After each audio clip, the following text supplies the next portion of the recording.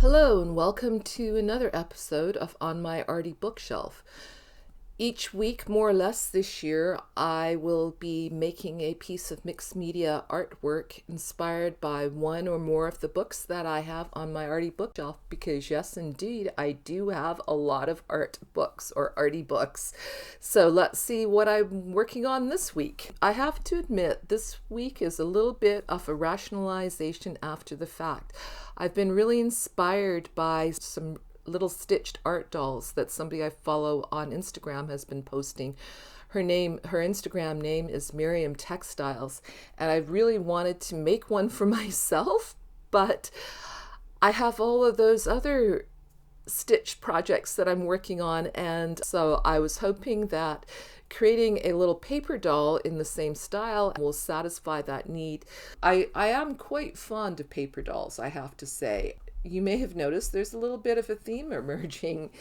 And so the first book that I pulled out was this one called Beyond Paper Dolls, which I adored for a very long time.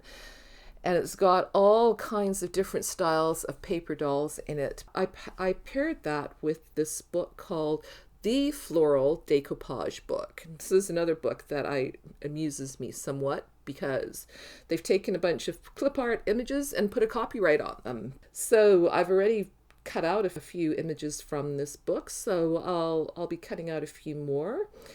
And I've found some paper on my desk, and I still have the watercolor paints from my previous page, so I cut out a few little blob-like shapes that resemble the type of stitchy dolls that Miriam Textiles has been making, and I painted them to give them a bit of a stone-like appearance. She uses a lot of eco-dyed fabrics in her work, so I think these have a little bit of an eco-dyed look.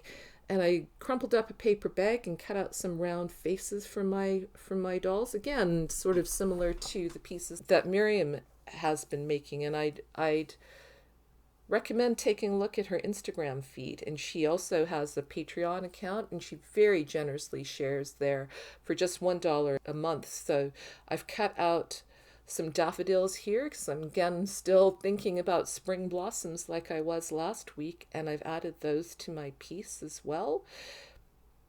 And then I'm going to draw just a really simple face using my marker here onto that paper bag, and just, simple eyes, nose, mouth, nothing fancy or complicated there, because it's just a really simple shape.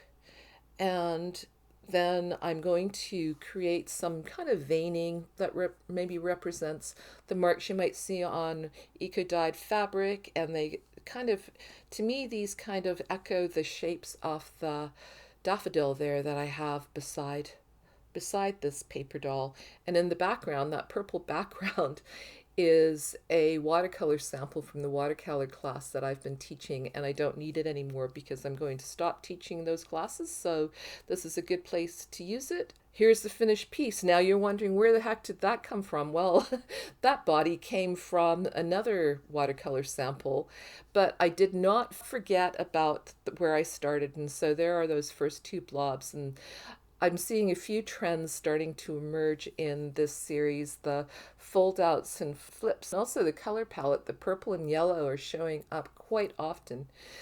Anyway, once again, thanks for watching.